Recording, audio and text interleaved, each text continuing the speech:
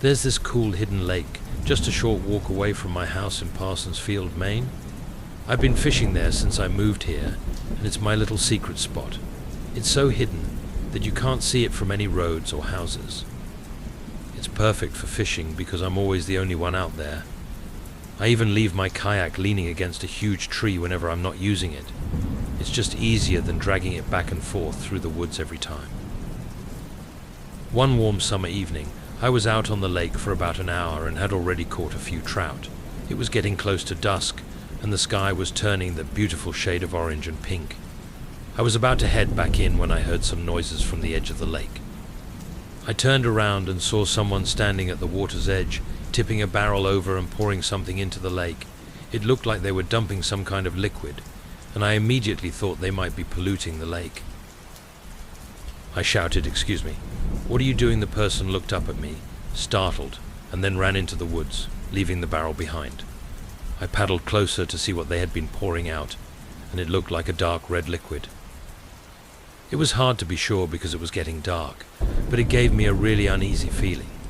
I decided it was time to leave. I paddled back to my usual spot, took all my gear off the kayak, and started covering it up. As I was doing that, I heard a single snap, like a twig breaking under someone's foot, not far from me.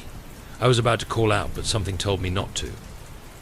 I finished covering the kayak as quickly as I could, left it lying on the ground, grabbed my gear and cooler, and started walking back to the road. It was only a couple of minutes to my house, but I kept looking over my shoulder the whole way. When I got home, I put my gear in the shed and locked the door quickly. I was genuinely spooked. I rinsed off the trout and put them in the fridge, planning to cook them the next day. As I was heating up some leftovers in the microwave, there was a knock at my front door. All the fear and dread I had felt walking home came rushing back. I was sure whoever had knocked was the same person from the lake. The microwave beeped, and then there was a knock on the window. A man's voice called out, "Excuse me, I think you saw me at the lake earlier. I just want to explain myself. No way was I opening the door." This person had followed me home, which told me they were dangerous. He kept knocking and calling out, so I finally shouted, "Leave or I'll call the police." He responded calmly, "Sir, if you could just open the door, I'll explain everything." But I repeated my threat and didn't hear his voice again. I quickly locked all the windows and turned on the AC. Then I made a report to the non-emergency police number and to the Department of Environmental Protection about the barrel. Making those reports made me feel a bit better, but I still had trouble sleeping that night. Around 2 a.m., I heard a crash from downstairs. I jumped out of bed and grabbed my Glock. I could hear someone trying to sneak up the creaky wooden steps. I stood behind my dresser with my gun aimed at the door. The doorknob turned slowly, and a man's silhouette appeared in the doorway. I flicked on the lamp so he could see my gun and screamed, "Get on the ground!" Now he had a small blade in his hand and seemed to be trying to calm me down. He said, "I'm leaving," and turned to run downstairs. I yelled at him to stop, but he didn't.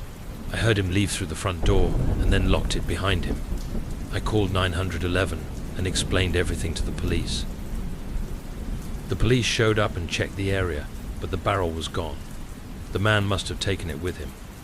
I gave them a description: a short, bearded white man with a receding hairline, glasses, wearing a black flannel shirt and black pants.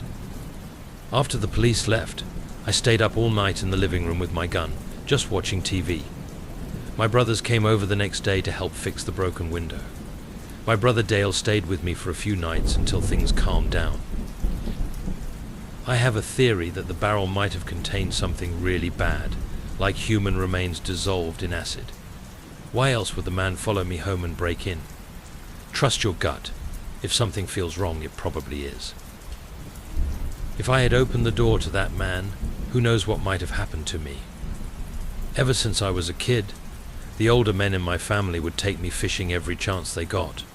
It was like a family tradition, and being the youngest, I was expected to become an expert like all of them.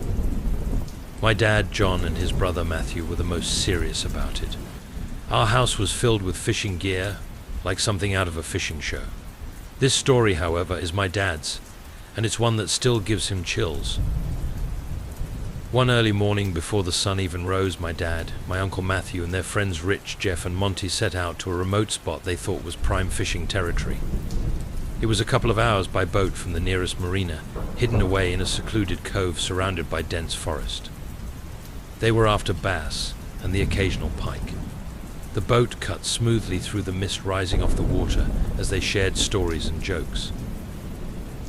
They anchored in the cove and started fishing. Monty was the first to crack open a beer, even though it was so early. As the day went on, they caught their fair share of fish, each catch celebrated with a cheer. But as dusk approached, a thick fog rolled in, swallowing the boat. Rich, the most experienced fisherman, said he had never seen fog so dense. It was like they were trapped.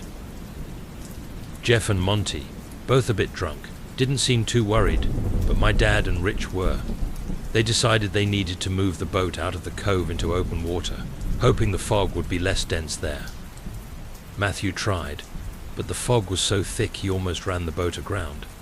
They realized they'd have to spend the night on the boat.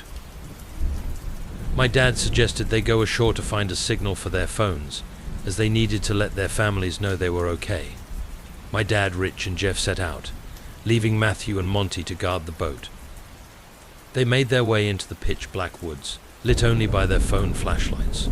The forest was eerily foggy, and the darkness was oppressive. As they trekked uphill, strange clicking noises started around them, rhythmic yet erratic, clearly human-made. Rich whispered for them to turn off their flashlights, not wanting to give away their position. The clicking stopped, replaced by a heavy silence. Then they heard rustling noises close by, followed by a guttural scream that echoed through the trees. Panic set in, and they ran back towards the boat. My dad fired a flare gun behind them, lighting up the woods for a moment. They saw a group of more than 10 people dressed in tribal attire with wooden spears. The light from the flare only lasted a moment, but it was enough to scare them into running faster. They made it back to the boat and screamed at Matthew to start the engine. The boat lurched forward just as their pursuers reached the shoreline. They got to a safe distance and stopped the boat. My dad couldn't process what had happened for nearly an hour, running on pure adrenaline. They took turns keeping watch while the others slept and left as soon as the fog lifted in the morning. Monty, who had passed out early, remembered none of it. This story still gives me chills when I tell it, and I can only imagine what my dad feels when he thinks back to that night. I've been fishing for as long as I can remember, and even though I'm almost 60 now, it's still my favorite way to spend my time. My kids are all grown up and living their own lives, so the house is pretty quiet. Sometimes I miss the old days, but I've found peace in my solitude, especially when I'm out fishing. Usually I fish with my college buddies, but lately I've been going solo. This was one of those solo trips. I haven't left upstate New York in over 15 years because we've got some of the best fishing lakes around. It was mid-April, just after the ice had melted, and I decided to try a more secluded spot this time.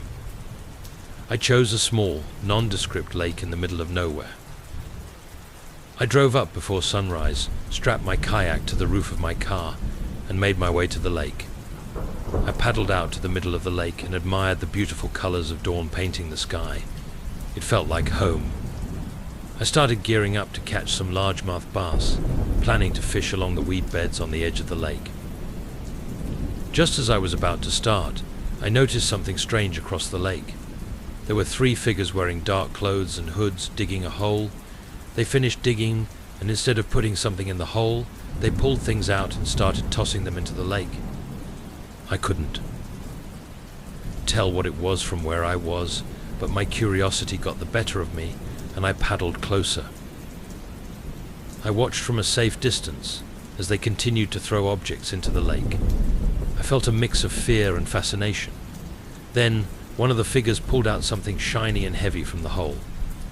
It looked like a gun, and they threw it into the lake. My heart raced, realizing I might have just witnessed something illegal. As the sun rose higher, the figures left in a hurry, glancing around nervously. I waited until I was sure they were gone, then paddled to the spot where I had seen the gun go in. I marked the spot with a nearby stick and made a mental note to come back later with better equipment. I decided to head back to shore and take a break. As I was loading my kayak onto my car, I heard someone shout, "Hey, you!" I turned to see one of the hooded figures running towards me. I felt a surge of panic and quickly got into my car, locking the doors. The man reached my car, banging on the window and shouting, "What did you see?" I didn't answer and drove away as fast as I could. I didn't go back to that lake for a few days, still shaken by the encounter. When I did return, I brought my old fishing buddy Rick with me. We rented some diving gear from a local shop and went to the marked spot. Rick was skeptical at first, but after about 30 minutes of diving, he found the gun. We reported the discovery to the police, who sent a dive team to recover the gun and other evidence. It turned out the gun was linked to a recent crime in a nearby town. The police thanked us for our help, and the investigation led to the arrest of the criminals. To this day, I still fish at that lake, but I never go alone. The experience taught me that you never know what you might find in those quiet, hidden places.